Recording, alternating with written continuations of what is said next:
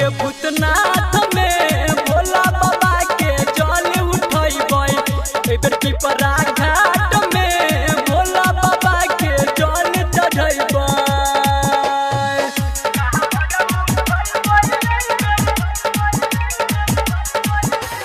DJ गुड मधुबनी मां music recording studio Ladania.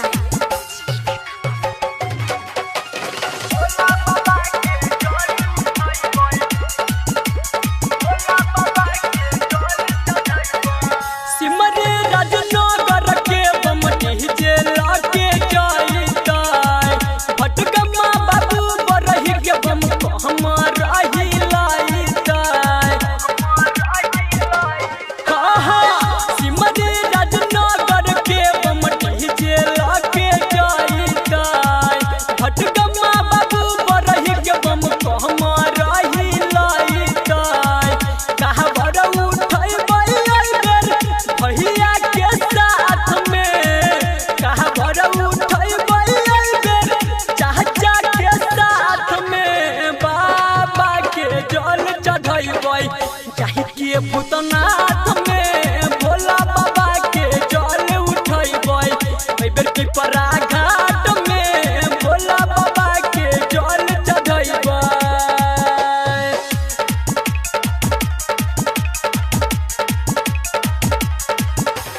DJ गुड मधुबनी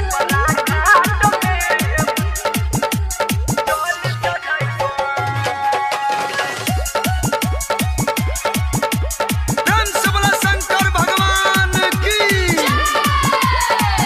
थाकल पियासल के दुखवा हरै छै दानी हो कि मझिम बरसै छै बादल से पानी हो। थाकल पियासल के दुखवा हरै छै दानी हो कि मझिम बरसै छै बादल से पानी हो।